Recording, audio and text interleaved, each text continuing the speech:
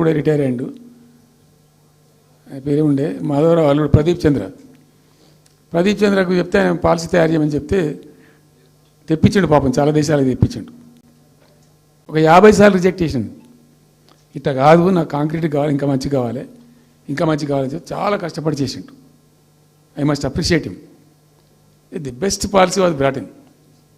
తెచ్చిన తర్వాత కూడా ఎట్లుంటుందంటే, ఒక కంపెనీ వాడు వచ్చిండు, ఫాక్స్కానా ఆ మహారాష్ట్రలో కొట్టుకుపోయింది.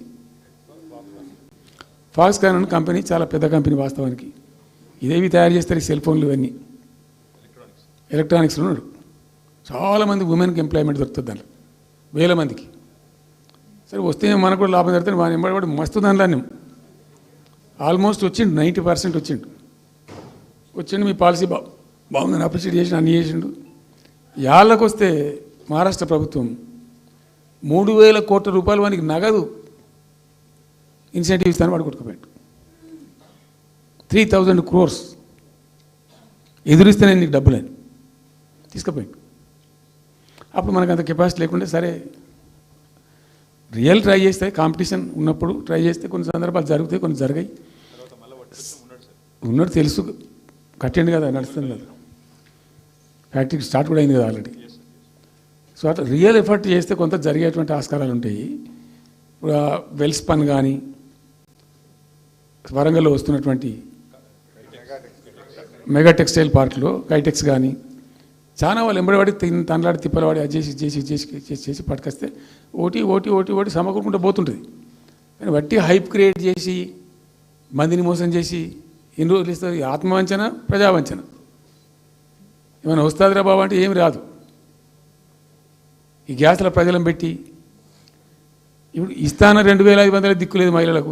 1,000,000 మంది మహిళలను కోటీశ్వర్లను చేస్తాం.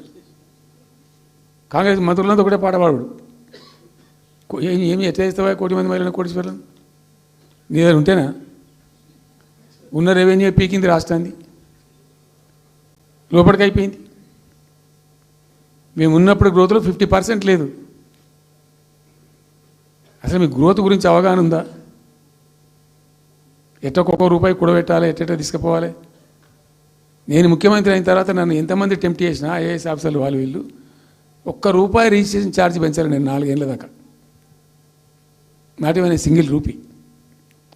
ఉల్టా నేను వాళ్ళని పిలిచి మీకు ఏం కావాలి, రియల్ ఎస్టేట్ బాగా మంచిగా చేసుకుపోవాలి, హై క్లాస్ రావాలి అంటే ఎట్లా? హైదరాబాద్లో కూడా స్కై లైన్ రావాలని చెప్పి 3 ఏళ్ళు తిప్పలవాడనండి నేను, 3 years. ఎందుకంటే స్కై లైన్ రావాలని మట్టి నోటి మాట అంటే రాదు, దానికి కూడా ఎక్కువ కావాలి. ఆ 50 అంతస్తులు 60 అంతస్తులు మీదకి పోయి కట్టేటువంటి ఆ క్రేన్ ఆపరేటర్లు, క్రేన్ డ్రైవర్లు, దానికి సంబంధించిన సరంజామా అంత ఉంటుంది. ఆ ఎక్కువ వస్తే ఆ స్కై రైజ్ వస్తుంది. ఆ ఎక్కువ తేవడానికి చాలా కష్టపడాల్సి వచ్చింది. ఇప్పుడు ఈ రాజభవన్ పక్కనే గేట్ పక్కన ఒకటి ఉంటుంది చూడండి, కాదు ఒక టవర్ ఉంటుంది ఒకటి. నేను అప్పుడు నేను పోతుంటే ఈ పునాది తీసిండు, మంచి స్పాట్ ఇది, వాటర్ ఫ్రంట్ ఉంటుంది హుస్సేన్ సాగర్. అతను చెప్పుండే మనం స్కై లైన్లో భాగంగా ఇద్దాము, 50 అంతస్తులకు ఇద్దామని చెప్పి ఆగమంటే ఆయన ఎవరో రాజుగారు ఆగలే, ఆయన గతకే కట్టుకోండి పాపం. It took me 3 years to bring sky line to Hyderabad. మేము ఒక పద్ధతికి పోయినాం, సిస్టమ్ చేసినాం, ఓపికతోని చాలా సిన్సియర్గా మంచి పద్ధతితోని వాళ్ళతో డిస్కస్ చేసుకుంటూ మాట్లాడుకుంటూ ఒక క్రమ పద్ధతిలో పోయినాం. గట్టుంటుంది పద్ధతి. కానీ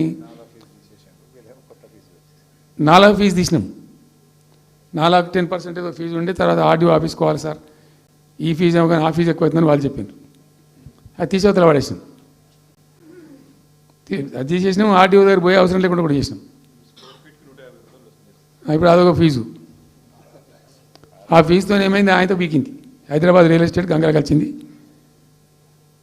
మేమేమో ఆనాడు నిజంగా చెప్తున్నా, చాలా సంతోషంగా చెప్తున్నాను నేను, భూముల ధరలు పెంచినాం తెలంగాణలో. ప్రజా ఆస్తులు పెంచినాం, ప్రజా ఆస్తుల యొక్క విలువ పెంచినాం. 4 ఎకరాల నోడు ధీమాతో ఉండే తెలంగాణలో.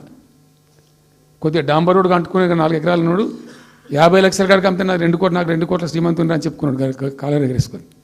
ఇవాళ ఏమైనాయండి భూముల ధరలు? కుప్ప ఊలిపోయినాయి. ఇంట్లో అమ్మాయి పెయింట్ ఉంటే ఒక ఎకరం అమ్మి చేద్దాం అనుకుంటే కొనే దిక్కులే సార్ అని కళ్ళకు నీళ్ళు పెట్టుకుంటారు ప్రజలు ఇవాళ. లేదు,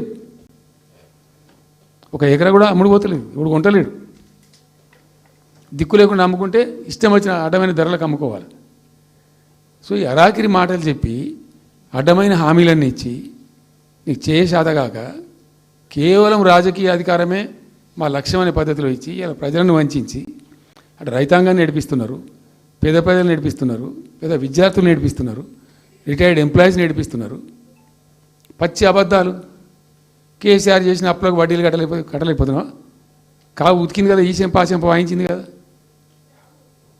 ఎంత కడుతున్నారు? తీసుకున్న అప్పులు ఏంటంటే 2,90,000 కోట్లు మొత్తం కలిపి చెప్పారు కదా చాలా స్పష్టంగా. సో ఇట్లా ఇవన్నీ వాస్తవాలు ఒక పక్కకుంటే అన్ని అబద్ధాలు చెప్పుకుంటూ ఇష్టం వచ్చినట్టు మాట్లాడుకుంటూ ఇక నన్ను ఇచ్చడానికైతే వాళ్ళ నోరు మొక్కాలిగా. ఎప్పుడో సందర్భంలో కోపం వచ్చి ఒకటి తిట్టినామంటే ఒక మనిషిని మాట వేరు. పొద్దాక అదే కదా, కేసీఆర్ చచ్చిపోవాలి మాట్లాడినప్పుడల్లా ఎక్కడైనా మాట్లాడు, ఏ సందర్భంలో మాట, నువ్వు కాలేజీలో మాట్లాడు, లేకపోతే ఇంకొకడ మాట్లాడు, స్కూల్ పిల్లల కాడ మాట్లాడు.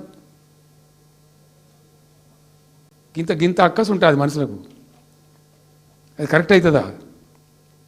సో ఇష్టం వచ్చిన పద్ధతులు, మాటలు, ఇష్టం వచ్చిన దుర్మార్గ ప్రచారాలు,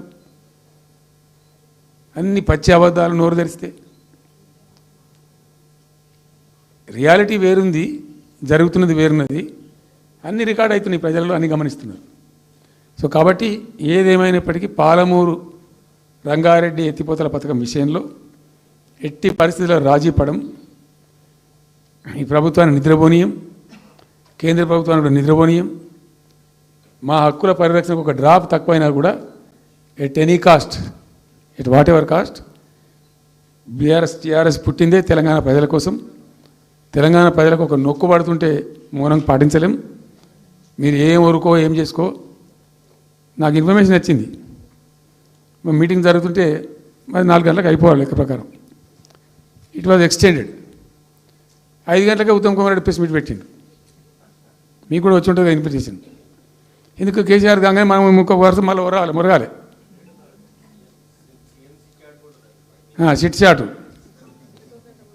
అది కూడా ఎందుకు మొరగడానికి? ఆ మొరుగుడుకు వాల్యూ ఉంటుంది. So thank you so much. ఈరోజు నేను ఏమంటున్నాను, మీతో ఒక request, Rahul don't be hasty. ఇవాళ I'm only restrict my self to Palamuru ఎత్తిపోతల పథకం. అది డైల్యూట్ అవుతాయి కాబట్టి ఇలా చెప్పాను. నేను ఉంటున్నా, మీకు అందుబాటులో ఉంటుందిగా. I'm on the field now. కాబట్టి మీకు please here me. You have to excuse me today. దానికే నేను రిస్ట్రిక్ట్ అవుతాను. ఇలా any question 100 questions you put me, I will give you answer tomorrow or